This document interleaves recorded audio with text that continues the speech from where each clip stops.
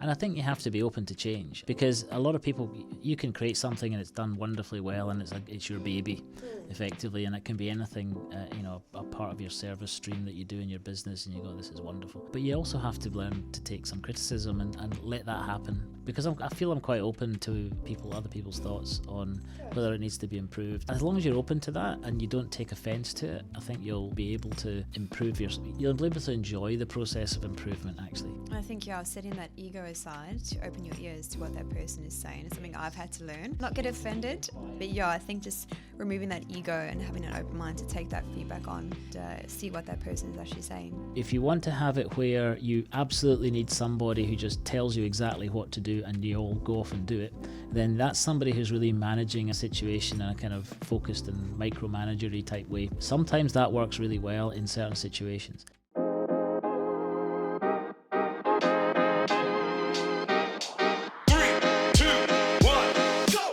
Hello and welcome to the Real Biz Life Chronicles, where we discuss all things business, branding and life from the Horizon Digital podcast recording studio here in Perth.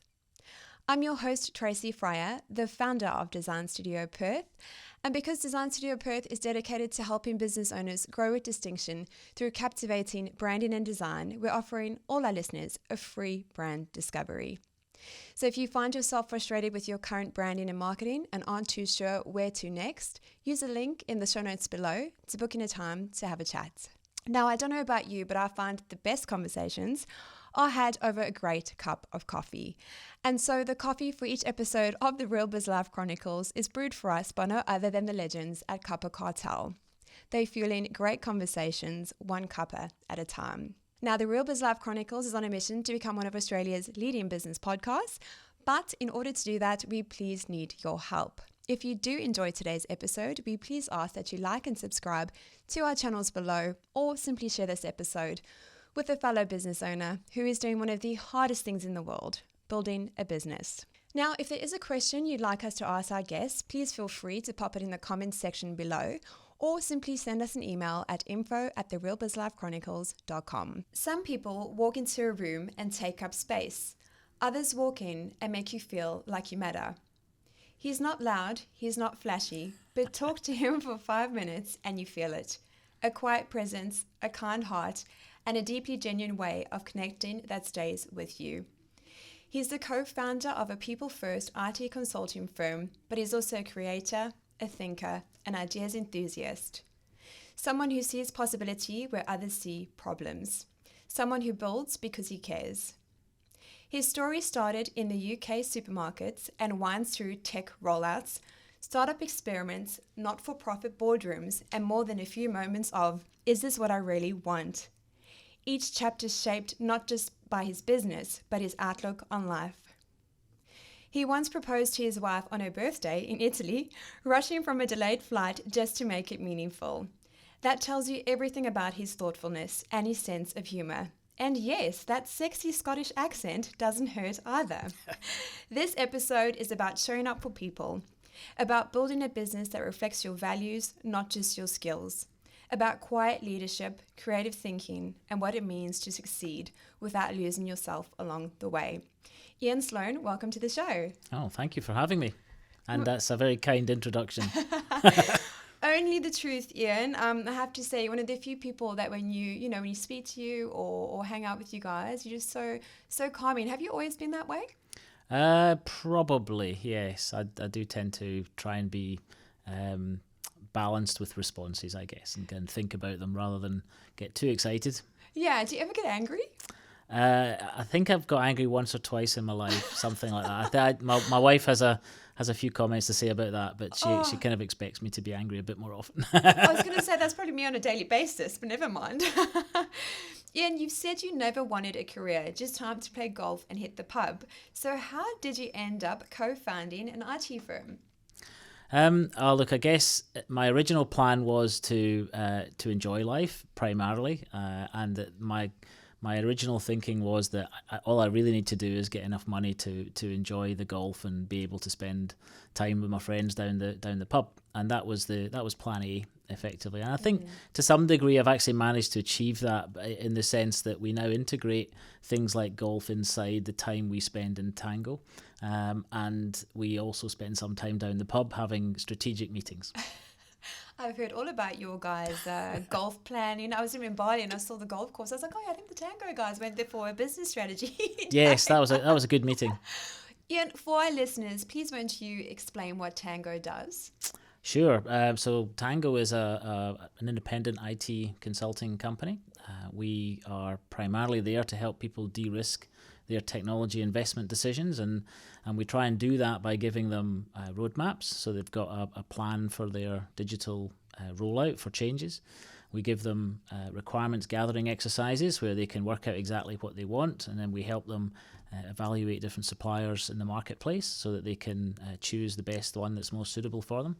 And we also do contract negotiations as well, so we end up getting a more balanced view of the negotiation. We're not actually out to try and nail the supplier to the floor. We're actually there to try and make sure a good, reasonable outcome is achieved and it's documented in the contract.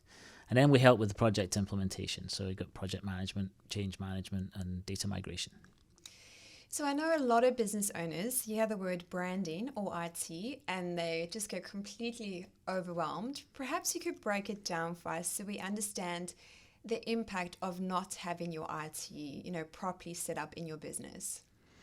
Oh, there's lots of scenarios there that you end up having some problems with IT being skewed off to the side, where it's not actually aligned to what people want. There's lots of times where people just start off at a certain size. They get the technology that they can cope with at that size, and then they grow, and then over time they don't really reevaluate the technology that they need. So it's not actually delivering what they need for the volume of people who need to follow it. And also new features and functionality that their business should be taking advantage of. They don't tend to sit down and evaluate it in a kind of structured way. So therefore they outgrow it.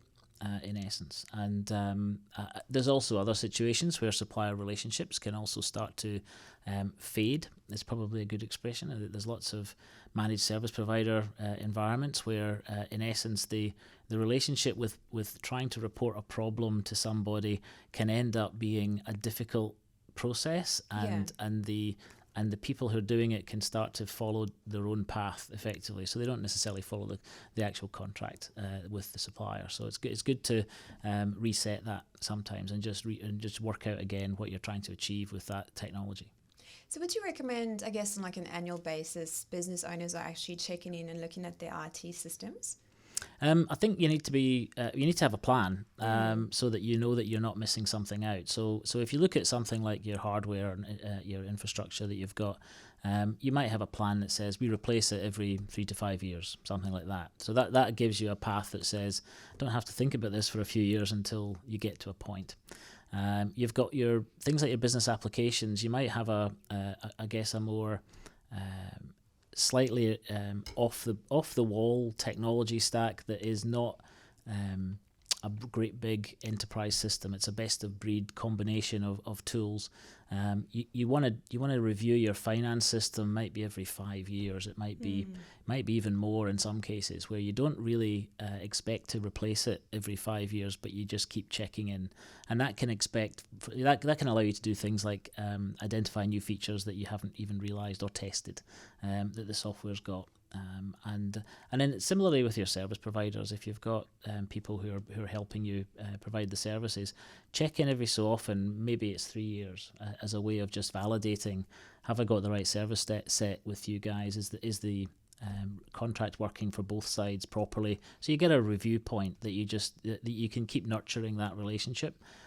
If you realize there's a problem, then you can go and address it and actually go through a larger replacement. But it's good to have a plan.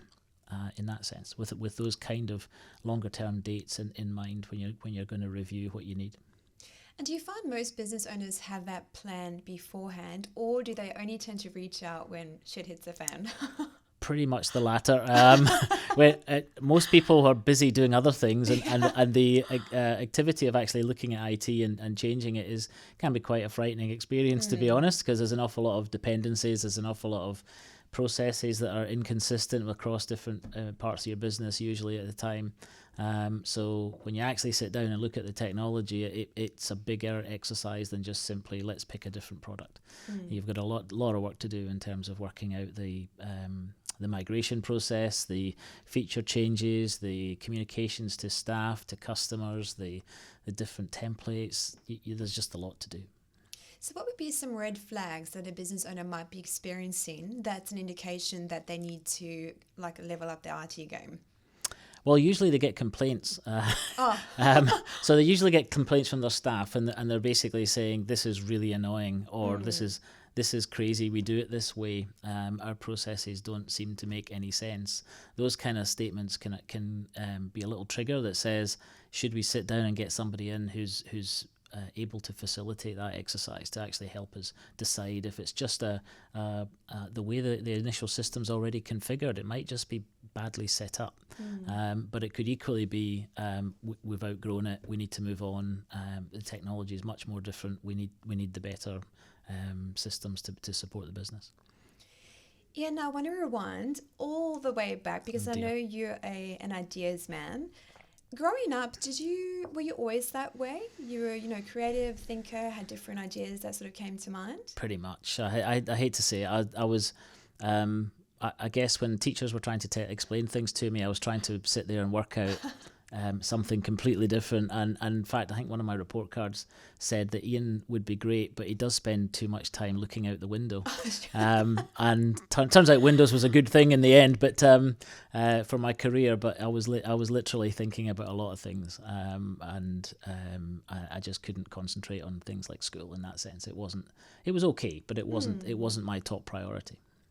And when you say you were thinking about other things, was it you kind of, someone would say something and then you had another idea? Was it hard to improve something, or? Basically, yeah. I think that would, as soon as I get triggered by lots of things, a little idea, a little statement from somebody, and then I sit and contemplate how that challenge could be addressed in a different way, and then I start to do a lot of, speculating, I guess. Yeah. And now I know you had a previous business, DSBS. So what made you realize you needed to walk away from DSBS and start something new like Tango? I think it was down to how I was feeling at the time. DSBS was an IT consultancy company as well, but it had grown with customer demand. So what that meant primarily was that we were doing less and less actual consulting, in my view, and more larger projects where they needed more people.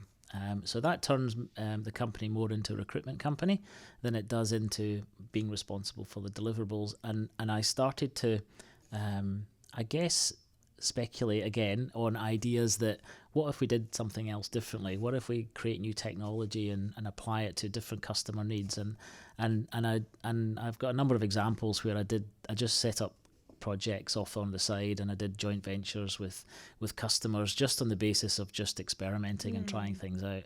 And at that point, I was realizing that I was trying to do things that make me interested and excited, rather than concentrate on building a business that was doing more of the same, basically, because I just wasn't enjoying the recruitment process constantly.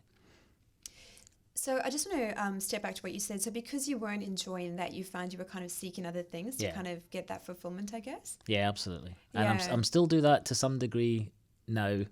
There's always that sitting in the background trying to, I just have to rein it in a bit more. I'm laughing because I'm a bit the same. Like sometimes I'll, obviously I've got my branding agency, then I've got the podcast, and then I'll see something, maybe I could do that. Maybe I could have a shoe brand. And Tracy, just calm down. Just focus. I think it's actually one of those things that it is interesting to do it. I think it allows you to challenge whether what you're doing is actually what you should be doing.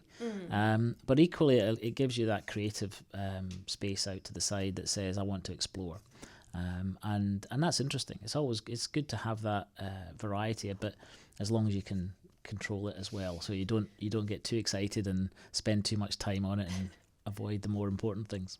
And how do you capture your ideas, Ian? Because I know some people, they might wake up at like 2 a.m. and they just have to journal about all their ideas. Are you a bit like that, or? I'm usually a drawer on a whiteboard.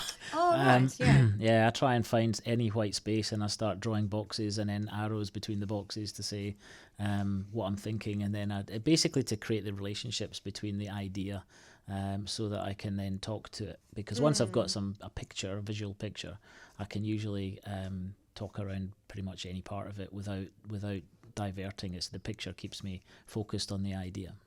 And do you find you kind of take a photo of that and maybe, later down the track you have another idea and then you come back to it? I do take photos of stuff so that I've got evidence. I hate missing out on the idea, because if you try and get me to explain it again, I need the picture to actually get the storyline, or else I forget the actual flow of what I was thinking. And the picture just brings it straight back. So I do have that stored in lots of places that allow me to revisit it. And if I do want to explore it to the next level, then I'll actually create a proper document, so that I end up with a structured set of headings. What is it? What's the thing you're trying to fix? What's the idea about? What are the problems with it? What are the opportunities? That kind of stuff. What's the business model, which is a big area for me. And do you find you execute on most of them, or some of them just kind of pop up, you have a think about it at 1 a.m. or whatever the case may be, and then you might park it and then come back to it later? I do have a tendency of executing a lot of them up to a certain level. So I will create lots of spreadsheets quickly. In particular, spreadsheets guy, right? I am a spreadsheets guy. Well, I love to create a model that just says this is the rough structure of what I'm just thinking, because I don't like doing something that's commercially pointless. Yeah. And so therefore I do like to think about the rough numbers, which I do immediately bring up a spreadsheet. It's the only way of for me to be able to separate it out, and that will stop me from going forward with ideas when I realise that this isn't going to work. Sure. But some of the other ones I'll end up building entire companies off to the side and just trying to create the idea into something that is a concept build in particular. So having worked with Mark and yourself, I've grown to see that Tango isn't just a business. You guys have your values baked in. You're one of the few business owners that I see that actually understand the power of a brand, which is awesome. What did you set out to build intentionally with Tango? So the original reason for Tango was actually to do something that we enjoyed. In essence, it was something that I guess when you start to analyze what are the things that you do in your field that makes you happy, then try and do more of them. And we tried to group them all together and not avoid, but to there's some things you have to do because customers will pay for them. But that doesn't mean that you have to do them. It means the company has to do them. Sure. So what we tried to do was to separate something that would allow us to enjoy the process of being in the company. We wanted to have it where if you were looking at it from the outside in, then you could understand, I guess, a set of values that make sense. The independence is really important to us. It means that our opinion is on the customer's side. It's not trying to have an agenda. It also means that for us, the importance is the team actually want to be there. And we try and get the team to be doing jobs that they enjoy doing and allow them to grow in areas that they haven't worked on before. So we don't like somebody just coming in and being told, there's your customer, off you go and start working. We make sure that there's two people working on all the jobs so that they've got something to bounce, when they hit a wall and they're trying to write a report, that you've got somebody to help you out with. They don't get lost in customers and just for years they never go to anyone else. So we like to spread the word or spread the work around. So keeps them interested.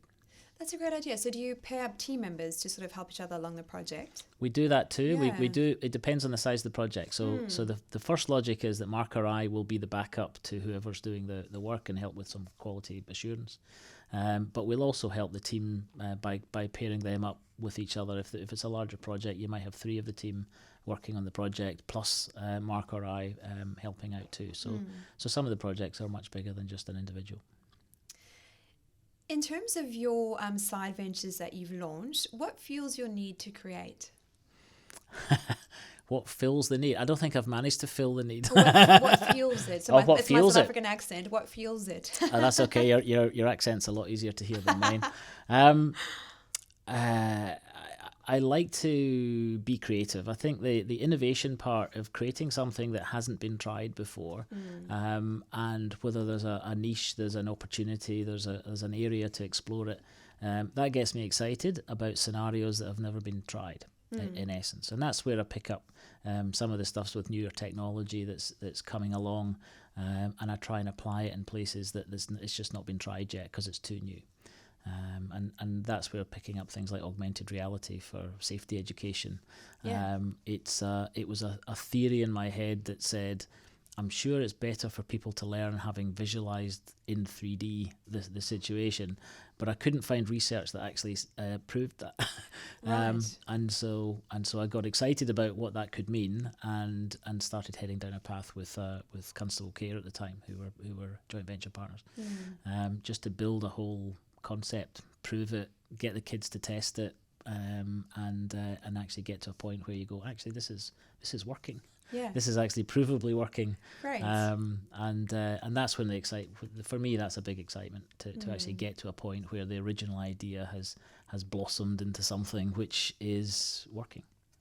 And is it also that sense of uniqueness that appeals to you? So, doing something that someone hasn't done before. I know that's a big attraction for myself, like something new, something unique, something I've thought of that no one else has. Yes, absolutely. And the hard part is usually you have to educate your market. So whoever they are, they didn't know they needed this, they didn't know what it was, and you're going to have to try and explain it in a way that makes sense to them. Sometimes that can be a very difficult area to get the traction that you need, because your idea can be the best idea in the world, but the market just doesn't get it. And then a few years later, they start to get it, because more and more people will bring it along. Do you believe there is such thing as a new idea? Probably. I think the having a completely unique idea that has never been considered before has to happen. In otherwise, there's information that we've never had before, and the combination of sets of information join up to make one idea. It's not that you worked out all of that other information. It's just that you've combined them into something that makes the new idea. So I do think that there's a definite feeling of this is the combination to create a new idea. Yeah, I love how you frame that, and that what you're saying is that all the different experiences or things you've engaged with has led you to that idea that you may have. Yeah, absolutely. Yeah. Yes. Have you ever said yes to something out of care and later realized it stretched you way too thin? Probably at one point, when I was working at DSBS and we were just thinking up Tango at the time, I was also on a number of not-for-profit boards, and they wanted me to help out in a number of ways because of technology background and the innovation side and all of that good stuff, which was really nice for them to want me to join and help out. But in the end, I was saying yes to everybody. So I was basically not only starting up little mini projects and a separate company and trying to run a company and going on boards, some of which took you around Australia to go different places. And at the same time, obviously, we have a family and trying to look after the kids and making sure that my wife is not, forgetting who I am. She has occasionally mentioned that all she sees is the back of my head a lot of the time, so I need to make sure that that's not the case. Yeah. And don't just install a mirror so that solves the problem. Of course, yes. And I want to say, how do you find that non-existent balance, Ian? Look, I think the answer is to reset occasionally for me, and actually to work out what things are and are they the priority. And talk it through with people, your family in particular, because their opinion really does matter. They usually care about you. That's a good plus. They're usually on your side, and that way you can talk through what does it look like to you, what I'm doing, and should I be always focused in on this area? Where's the big stuff that I should jump on? Because it's easy to fill your world with sand and slow yourself right down of lots of little things that are in the way. And in all your experience, what's a lesson you've had to learn more than once in business or life?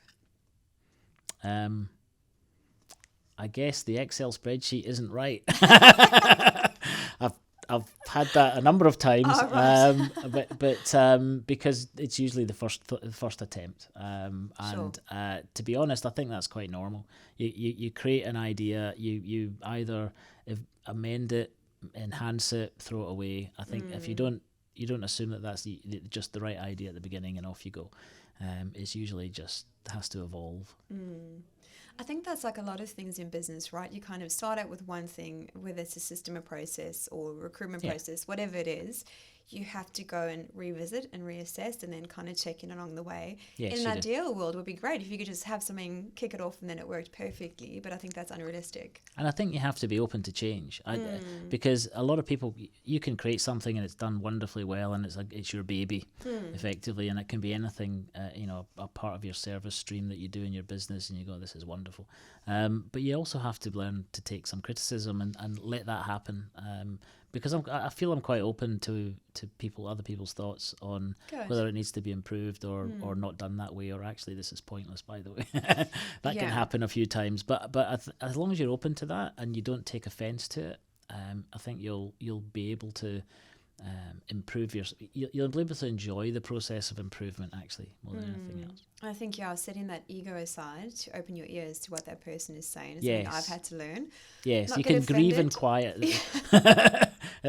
in the back room later. Yeah. Totally, I'll take it out on your spin bike or go for a run. But I think just removing that ego and having an open mind to take that feedback on Yes. and see what that person is actually saying. Yeah, absolutely.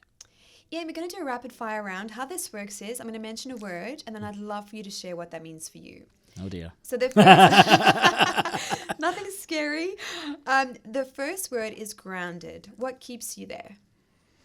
Grounded. I think my family keep me grounded. I think they're the ones that certainly have given me the most reason to stay focused on their long-term needs as well as my own.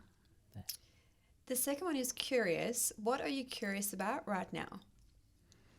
Oy. There's too many things. Share, please. I guess the main thing is where does AI fit in our business? I think that's not only does it take a long time to work out what AI actually is, and then to work out what it's currently doing as opposed to what it was doing last week and what it's about to do next week.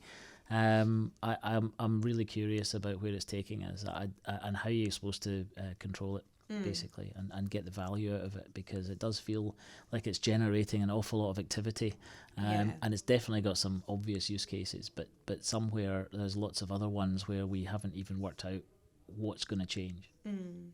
I want to come back to AI in a moment. The third word is intentional. What's something you said no to on purpose?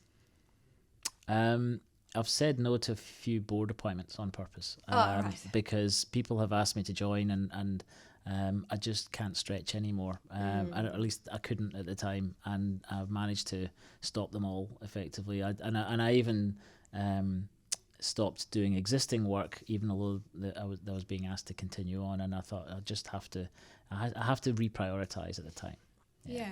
And is that the gauge that you use? Because I think a lot of business owners, we're driven, we want to help, we want to serve, and we kind of just say, and I know I've done this before, we say yes to so many things, and before you look, you're running around like a headless chicken. How do you, I guess, gauge, like if an opportunity comes up, what's your benchmark for that is if you say yes? I think if it's been something that's been in my head for a while and I just can't get it out, or it's an area that I really love, then I will say yes. If it's just a new thing that's come along and I can see the amount of time it's going to be as a time sink, then it's got to be a no. And I think on a more personal basis, I suppose that at the period where I was looking after my father at home and he was needing a lot of care and attention, that was where it was very obvious that your ability to support somebody on a caring basis, as well as focus on a business and have sensible growth, that really chews up your batteries, basically. And that was a big lesson. So I think that's where I've probably picked up how to say no more often, is because I've realised that just splits you too far. And how long did you look after your dad for? Oh, a few years. Yeah. We came and lived in the house, and we built a granny flat, which was it was great. I've managed to now turn that into an office, which is quite handy. Nice. Yeah, no, he needed a lot of support, and certainly for a few years, he had a lot of conditions that were difficult. Was there ever a time during that phase that you wanted to just step away from business and focus on that instead, or get a job? Probably. In terms of just focus on that, no. I don't think I could see that as being a long-term answer for me. I just had to try and cope with the needs of both areas. Occasionally, I've come up with the idea that I should just get a job, but then I'd have to find a job that allows me creativity and to have a lot of project style methods rather than just constantly business as usual. And most jobs at the level I'd want to be at is just a lot of meetings. Yeah. And they're not that exciting. No, I agree. So I'm just not that interested in that number of meetings. You said you had to cope, and I know, business is one thing and then personal life comes in, and then sometimes both of those are on fire at the same time. Yeah. What sort of guided you, or how did you navigate that time? I think it's good to talk to your partner at the time, to go through the how do we do this together rather than do it on your own. I don't think that's a good idea to just be sitting there working out all the answers, mostly because you lose touch with some level of reality when you're constantly bouncing around between the needs of people, and especially when you've got multiple businesses to be looking at simultaneously. It's not, you just can't do it properly at that level. So I think it's speak to your partners, your close friends, get their views, because otherwise you'll just carry on and just keep doing it and just keep coping, and that's not always a good thing to do. No, because I think eventually one day you just snap. So. Well, I haven't snapped yet that I know good. of. That's right. I may have snapped and didn't realise, but I don't. It's all. I've snapped before. Oops. Ian, I just want to backtrack to our conversation about AI. I know there's so many, conversations around AI, but because you are a creative thinker, I'd love to know your view on it and how you see it fitting in. Look, I guess where AI is picking up a lot of obvious benefits, is it's pulling analysis of unstructured data. So large volumes of unstructured information, it's able to coalesce and pull together and be questioned on effectively to say, well, where's the value I'm trying to get out of all this unstructured information. So the speed of it doing that is absolutely amazing in terms of what it can do. But it's a little bit like having a 9-year-old savant person in your team who is utterly amazing at something and has no context whatsoever about where its value actually is. And so the ability to give it the right questions will help identify if you can get the right answers out of it. And the areas of specific areas that make a huge logic is things like coding. If you're going to sit and be a developer and code, then one of the hardest things to do is actually document what you've just coded, because that's the last thing on their mind, and they've just changed it anyway. So therefore, something that's going to rewrite your documentation for you is something you probably never did before. So it does make it faster to get bug fixes, and then it then inflates your actual deliverable to be a higher quality because you've added things you just wouldn't have done before. And I can see AI doing that a lot. In actual fact, because I guess the thing to watch for that as I can see it at the moment is you really still need that critical thinking whenever you get an output from AI. So that ability to analyze it, check it, challenge it, validate it is still necessary. In fact, it's probably more necessary than it was before. And I do worry a little bit about the next generation coming along, where they've been used to whatever they see online as being relatively accepted rather than always challenged, and therefore they would need to be able to challenge that to be able to work out that AI is actually coming up with the right answers. Yeah. So you're saying they'd lose that ability to critically think about something? I think there are lots of times that I've seen situations where they're not going to check it because they don't think it matters enough. Got it. It's like because they're getting used to high volumes of information, so they just want to move on to the next thing. They don't care to check. It's not that relevant, or it is something that they should be checking, and some of them have been learning how to do that checking better than we are, and that's great. I just wish it was just a lot more of a common thing. Yeah. And Ian, I'd love to know, what do you wish more people were honest about in business? I don't know if there's an honesty issue significantly for me. I on the whole, I guess it's less about honesty about their business and more about relationships in terms of I see a few times where people have got agendas, they've got approaches to things that they then try and dig in and don't and protect rather than be open to change. But I don't see it as being a I don't know. And I guess I'm looking for people to want to have a constructive answer at the end. So that's my outlook. Maybe that's slightly different. And what, in your opinion, makes a great business owner?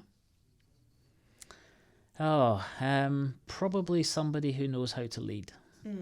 Somebody because if it's all about them and them doing the work, then there's only going to be a small company involved. But if you can inspire people to want to follow and repeat and do it themselves in a slightly different way and grow, then that's the sort of person that you would want to have inspiring the team, to give them ideas and give them support. Help them to actually do it for you. And I'm just curious with my next question. Leadership and management. How do you think, are they same but different, or do they kind of work together? Because I'm on the management path, just saying. Right. Learning the hard way. I guess I have a few challenges as well on that, in the sense of there can be different styles for different purposes. If you want to have it where you absolutely need somebody who just tells you exactly what to do and you all go off and do it, then that's somebody who's really managing a situation in a kind of focused and micromanagery type way. Sometimes that works really well in certain situations. In other situations where you can have you just need to let people blossom and grow, and they'll deliver for you because they're competent and empowered, then you need a level of leadership rather than actually just sitting on top of them. Yeah. And I think personally I go from one to the other, I think, because I regularly go, if I don't really understand it enough, I really want to be sure that the deliverable is sensible, for instance, for a customer. And therefore I might get into the weeds quite a lot. And then separately I might completely do the opposite. So yeah, I think one of the mistakes I'm still learning is that instead of enabling that team member to think for themselves, I just give them a solution. Yes. So I'd be like, just do X, Y, and Z. And then the same thing kept happening. And I was like, oh my goodness, it's driving me crazy. And then someone suggested 1-3-1. So, it's one problem, 3 solutions, and then you choose one and come to me with that. So just enabling that person to think for themselves. And it's a bit of practice, right? But I feel like we're getting there. Right. And are you finding that, are they changing their behaviour with you? Yes. As a result? Do they feel that they can actually come up with new things without asking you the first question? They can say, actually, I'm not telling you the problem, really. I'm just saying there's a number of situations. We can go down this path. I think we should pick this one. Yes. And I think I underestimated, just by asking them to come with a solution as opposed to what's the problem, I'll give you a solution. Yeah. It's really changed their behavior. Right. And I know it's an overused word, but it's empowered them to, I think, take a bit more responsibility, to also be, to be a thinker. This is what's going on. These are the things that I'm thinking. So we've got a group chat. They drop it in there. Everyone gives their opinion as to what they should do. So just enabling that person to come up with the solution instead of trying to just go to Tracy, this is the problem, my hair's on fire, how do I put it out? Then Tracy gives them water, so no more. It's always like, okay, so what solutions have you got for me? So I do find it's a work in progress, don't get me wrong. It has helped. And do you find that they, going through that new process with them, do they still need your approval? Seldom. It depends on the team member. but Right. I had actually for the first time in 5 years had a week in Bali where I officially unplugged. It felt fabulous and didn't feel guilty. And I think, I've been trying to instill this mindset, shall we say. And I think that really helped because I was like, I'm going on holiday. I'm not contactable. It's up to you guys. Right. And to their credit, they did a great job. And, they managed everything because they don't actually need me. They've got it all within themselves. So the secret is you need more holidays. I do, yes. Right. Amen to that. But yes, I've definitely noticed a change in their behavior. So, Gotcha. and also I think, again, going back to that ego thing, I don't always need to give them the solution. It's not, they don't always need me, and it's nice. So it was really good to see. Yeah. No, that's right. I guess when things become repeatable as well, that they know what the outcome is roughly supposed to be, and then they can make the choices. That's an interesting area to get to when your team are actually doing things that effectively spawn ideas or spawn similar things to what we've already done, but then they can actually just do them rather than ask and even get approval. Completely. And the thing I love, because I'm human, is that sometimes I'll slip up and they'll be like, Tracy, like 131, or remember, teach, tailor, take control. And I'm like, oh my gosh. I can't believe that So for a it's minute. good. No, honestly, my one designer in particular, he just like echoes what I say. And I'm like, oh my gosh, yes, you're right. Why did I not think of that? So they kind of hold me accountable, which is nice. That's So, good. Yes. yeah, I mean, I like to be challenged too. I like to get people to tell me that I'm not making any sense. Yes, or I'm wrong as well. So Yeah, no, I'm never wrong. No. Oh, I'm wrong sometimes. Sometimes when Mav has to tell me I'm wrong, bless her, she kind of pauses and she's like, Tracy, you said that. So I'm like, did I? And she's like, yeah. I'm like, oh, okay, oopsie. Ian, I want to know more about the proposal in Italy. Why was getting it right so important to you? I'm really bad at remembering dates. So what I tried to do was to line up the time where I would ask my wife to marry me with the time that we had started going out. So so I actually lined. I remembered. I had still remembered that date, and so I made it 5 years afterwards to try and make it easy to remember. And I also tried to do it so that we got married in the year 2000, so that I just had to work out how many years in the year 2000 means that I know exactly how long we've been married. So it makes it easier for me to remember all my dates that are important. And from the notes that you shared, it sounded like you had a plan and then that almost didn't happen. Yeah, look, I didn't want to tell anyone, obviously, especially my wife. But Nikki was, we were going on a holiday to Sorrento, so it was actually one of the first times that we'd actually been to Europe as a couple, and it was going to be obviously very romantic. And I was thinking that sounds like the right time to ask something like that.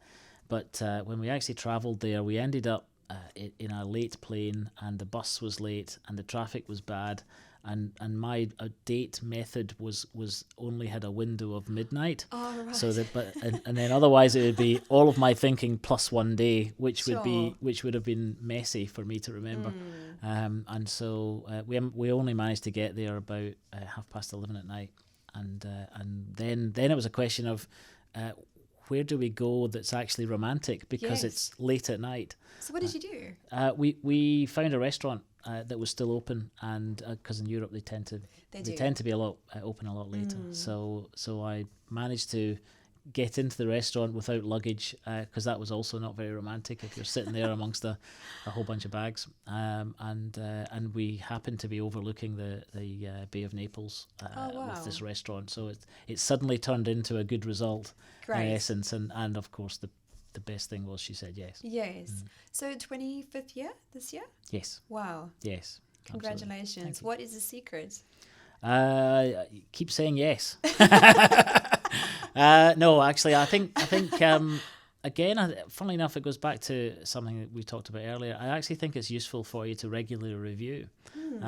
We do that as a case of when you hit a life stage, like say the kids come, or then the kids are at school, or then the kids are finished at school, then having those kind of life points that you say, well, what are we doing? Are we doing this for the good reasons, or is it what we both want? Do we need to change what we're both doing in order to get what we want? And that's a really good conversation to have, especially if you don't take offence at it as a case of, it's like, So we're assuming that the person wants to rid of you effectively at that Yeah. point.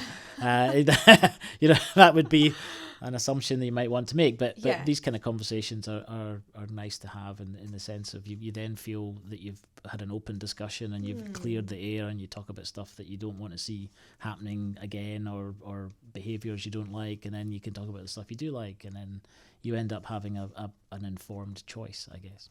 Yeah, so would that conversation look like showing up with an open heart, open mind, and then, assessing where it is that you're at? Is that what you're saying? Yeah, you got to work out honestly where you're at, because there's always things that are bad as well as stuff that's really good, and it's a combination. So having that conversation in an open way rather than an accusatory way, because I'm sure that my wife wasn't perfect all the time. What do you think about legacy? What do you hope your kids see in you? I'd like to think that there's a view of how life can work in a balanced and helpful way. Really, I do like to have a level of security in the sense of that you're not sitting making decisions because you have to. You've got an ability to make a decision because you've got the ability to say no, because you don't have to go off and get that job, and you don't have to go off and do what other people want. So I'd like to think that they're able to have that approach in life, and be able to make their own choices from I guess a position of strength, really, and that would allow them to make their as best a choice as they can. Now, I hope I'm not going to butcher this. There was an expression that you shared, footsteps in flour. What does that mean to you? I hope I didn't butcher that. Well, look, this is I'm not sure how to describe this properly. Just say it like it is. So when I used to work in supermarkets, I was doing the point of sale installations, and I had a colleague with me at the time, and he was he fancied this girl, basically, who also worked in the supermarket, and he asked her out, and she basically just hummed and hawed and then said no, which was disappointing for him. Sure. And so we were discussing it in the meeting room later, otherwise known as the bar, and and in the same bar there was a grand piano, and so what we didn't know why she'd said no, other than there was somebody else that she was also thinking about at the time, and she decided to go and pick this other person. Sure. So we decided to try and work out a way of getting her back for my colleague. I love it. Well, and that's why it's a bit of a social experiment in some senses. Yeah. But so we started writing a song, and we were there for 2 or 3 weeks in doing this installation. So we would involve everybody else in the song. Not only would we try and do the lyrics ourselves, but during the training sessions we'd have with the staff, we would also listen to what other people saying and say, that would make a great lyric, let's put it into the song. And then the staff would stop their training and try and help us with a lyric. And they didn't know why we were doing it. They didn't have that background. But during that process, we realised that because this store was getting built, and the person in question was working in the sort of cash office area, but there was statements made that indicated the person that she was going to go for was actually in the bakery department. So we didn't know and we weren't sure, but we ended up having this little side song about footsteps in the flour, to about the clues about the person being there. Sure. But we ended up with a song which we took back to London at the time, and we went to see her dad. Just because we knew him anyway, and we brought the keyboard with him and just said, well, we'll sing you that, because we didn't know where she was at the time. Sure. And she phoned while we were there, and she heard the song, and she then dumped the guy from the bakery and went out with my colleague. Oh my gosh, so it worked. It did work, and they actually were together for a number of years afterwards. But so it was a really good experiment. There we go, guys. Write your lady a song and she'll dump her partner. Great, Exactly. love Yeah, it. that's right. Yes. Yeah. Let me know if you need any help with the song. So you guys wrote the song, and then who played the keyboard? Well, I played the keyboard. Oh, yeah. right. So, yeah. Okay, I see. Yeah. Yes. I'd played piano for quite a few years. Yeah. It's actually one of the reasons I could type, to be honest. I see. And it sounds like you've always connected people or brought people together. Would I be right in saying that? Yeah, I'm pretty open to try and bring people together and introduce them. I do feel that it's a nice thing to do. Usually, if there's a good reason for people to join up and be aware of what they can do, and if they, socialise, that's great. Another thing you guys do really well is that you know, and obviously through getting to know Mark and yourself a lot better, you really let your team members be who they are. So I know you guys have a few different ways of doing things. Are you happy to share? Yeah, we've got, obviously the brand is important, that we want to have the name Tango and the stylization and the colours and all that kind of stuff. But the reality is that individuals can also have their own flair and their own personal views. They don't have to be sitting in the same coloured shirt that we are. We've actually ended up deciding that you can have any colour shirt at all, which is great, and that includes polos and tops and you name it. We let anyone have any colour of anything. So that's up to them how they want to dress. We'll add in our logo on top of it and get it embroidered. But we've got practically Docker purple shirts being used by some of our team, and that's great. We don't mind. We're not specific. I think it's great how you've made that part of your brand, though. So kind of embraces that individualism of that person, but still kind of ties everything together really well. It does, and it goes with the idea of where do they want to work. They can choose to work in the office, they can work from home, they can work at the client site. It's entirely up to them. Yeah, we're not dictating things for them, and unless the customer has a particular preference, then it's entirely up to them. Do you find do you find they're more productive having that choice and freedom of choice of where they want to work?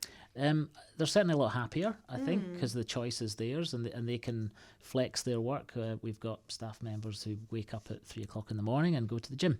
Yeah, and then they decide to do the work from there on. When they get back about 4:30 in the morning, and that's fine. That's their lifestyle. They want to do that. Great. Doesn't help. The deliverable or the enjoyment of working with us if we force them to start at 9:00 and you have to be there or even longer. So. Yeah, I found with my team as well, having that choice, especially for creatives, like they love being in their own space, whilst they love socialising. Yes. They're in the office, they've got their surrounds, they're a lot more productive, I find. It does. It also helps them focus on spending time actually doing the work rather than just presenteeism, where you turn up because you're expected to be there and you're going to lots of meetings that you don't really need to be at. So it helps you challenge the benefit of actually doing the time on things. So, higher productivity. And you can, instead of doing that, you can just go and play golf or go walking or do whatever you want to do, because that's the value that you're creating is in a few hours rather than 8 hours. Looking back, is there a moment you think, I didn't realise it then, but that was a turning point?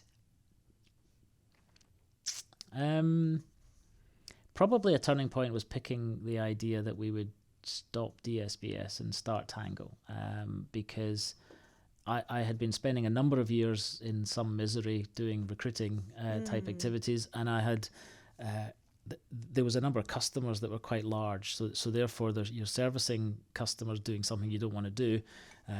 The choice of doing Tango was to stop all of that effectively. So that was a bit of a significant turning point to scrap the thing that was earning you money, and start the thing that could earn you money but might not. Yeah, and it might not do it quickly. Yeah. So but at the same time, spending the time to work out what you actually want had allowed me to work at to reset that thinking again. Sure. So that it was becoming clear why I was doing it, as opposed to just for money. It was identifying that this is the thing that creates value that I'm interested in doing, and therefore that would be the better long-term answer than just a short-term cash. Did you say you sat in unhappiness for a while? Oh, I would say an ever-degrading circle of unhappiness. I think you start with everything's rosy because you know the company grows and there's Sure.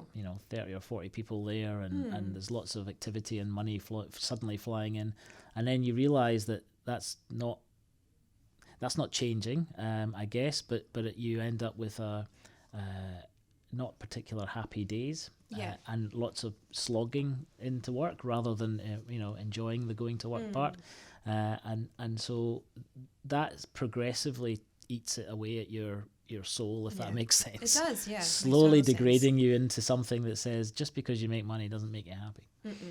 No. I think it's really powerful to acknowledge when you are in an unhappy zone, you're kind of just going along. But did you say you actually set the time aside to figure out exactly what it is you wanted to do? I don't think I guess I didn't set the time aside to do that quickly. I think it was more a case of lots of conversations about what can change, and that again might involve time at the bar, working out strategy, which is becoming a bit of a habit in that sense. But it does allow speculation into what could be better and what could work, and that to me is again I get a bit of a reset to work out the answers that way, and over multiple idea generation conversations, really, because you don't get the right answer first. No. Yeah. I think it's really brave as well when one does realize you're unhappy and you make those changes. For our listeners who are perhaps feeling stuck, whether that be in their job, their relationship, their business, what would your advice be to them? I guess I like to go back to the idea of having enough of a security to be allowed to make a choice, because circumstances can destroy your ability to make choices. So true. So build up a reservoir of time and money and capability, just enough to cope with a number of months worth of nothing comes in, nothing will be there. Dust. But dust, yeah. But if your answer is I've got nothing but a couple of weeks of time in the background of your financial situation, then you're trapped in essence. There's no way out of that. So not easily without going mortgaging the house and putting high risk on your long-term security, I guess. Yeah, I just want to highlight something you said, Ian, because I think it's really important. Did you say circumstance can restrict your decision making? Yes. Do you want to unpack 100%. that a bit for us, please? I think circumstances like your finances, which we just talked about, sure. like your skill set, your customer base, the channels that you can get access to those customers. They are the circumstances that will dictate if the initial runway, if you like, of change, you've got enough to cope to get to the end before you fall off the runway, effectively. So well, that's right. Yeah, don't build it on a cliff. Yeah. But it just makes it really difficult to make good decisions when you don't have that a good set of circumstances.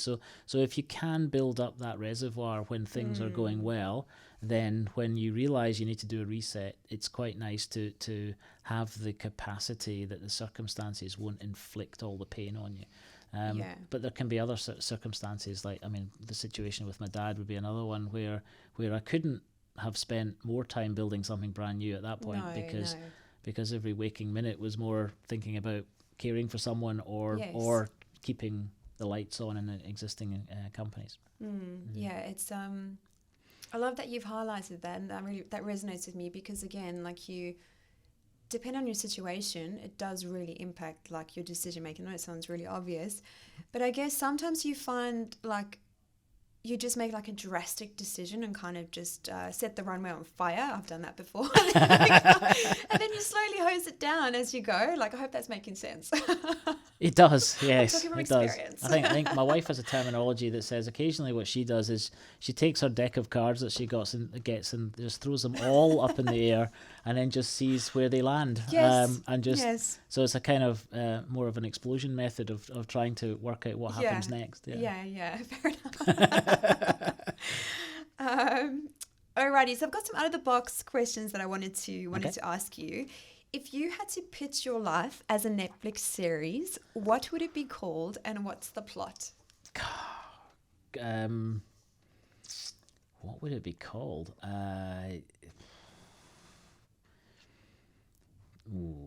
Something to do with creatives and maybe innovation for innovation's sake in some senses.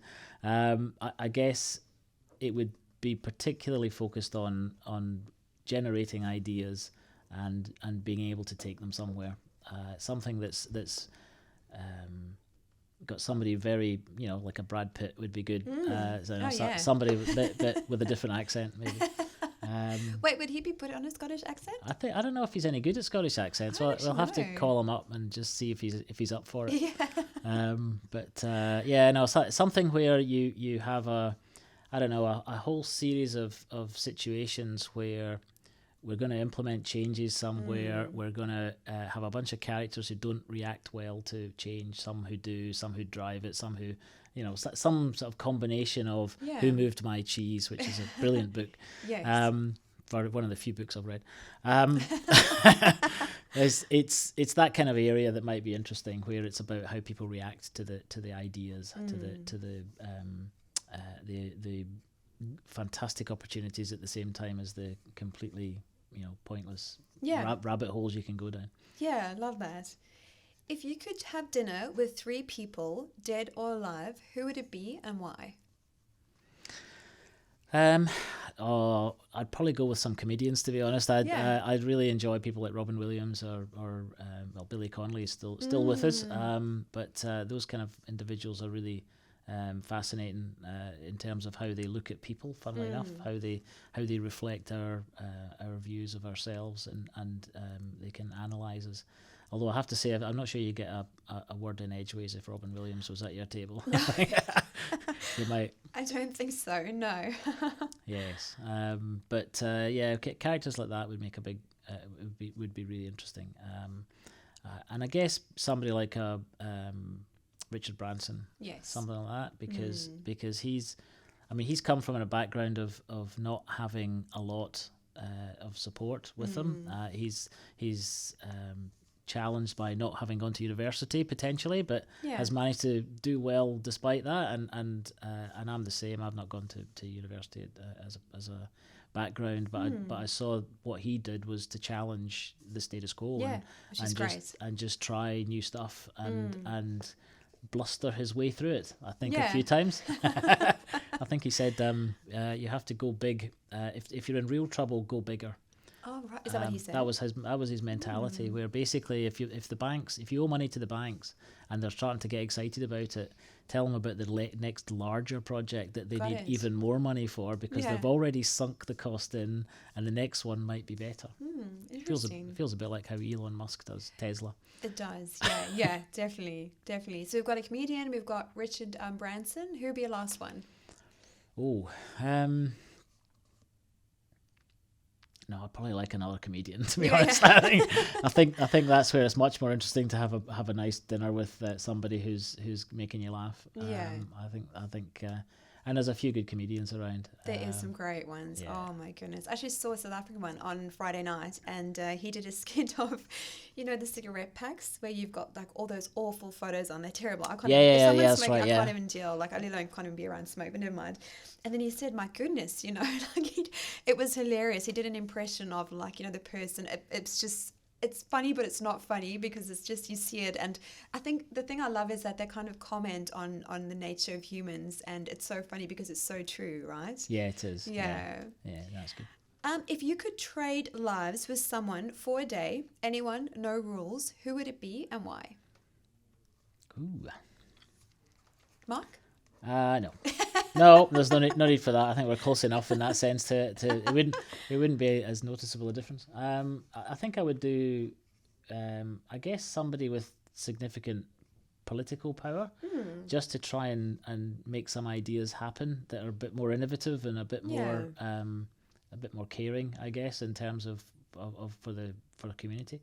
I do find that a lot of the politicians have got a very short-term view because their logic is they're going to get voted out quickly, so their first target is to get back in. I do feel that somebody who's capable of making decisions for a country where you can actually set long-term benefit in place and not let it change. Yeah. That would probably be interesting and fun to do, but slightly crazy at the same time. And you'd never want to be found again afterwards. No. Ian, for the last question, I'd love to know, how has business changed you? Ooh. I don't know, to be honest. I'm not quite clear how business has changed me. I would probably say that my main change has been between when I work for people as opposed to work for myself primarily. I feel that there's a style difference in the risks that you take, and your ability to have to drive a lot of things is much greater when you're on your own business. Yeah. You know you have to drive it. No one else is going to pick it up, and therefore it's you take ownership of things properly. Whereas when I worked for large companies, it was back to meetings and there was 6 in a room or 26 in a room, and it was just a committee really of ideas, and you didn't really get the ownership. So that's probably the biggest change for me in terms of how business has affected me. Ian, where is the best place for our listeners to go should they wish to connect with you? I'll go to LinkedIn. Yeah. I'm pretty sure if you type in Ian Sloan, then you'll probably, especially if it's in Perth. Yes. I'm not aware of another one of me here. So yeah, go for that. Great. And guys, definitely do yourself a favor, head to Tango and have a look what Mark and Ian are doing. They're building something really awesome. Ian, thank you so much for all that you've shared. That's and all right. again, I love seeing what you guys are doing with your brand. I think a lot of business owners could really be inspired by what you guys are doing. So thank you so much for your time. Yeah, pleasure. Thank you.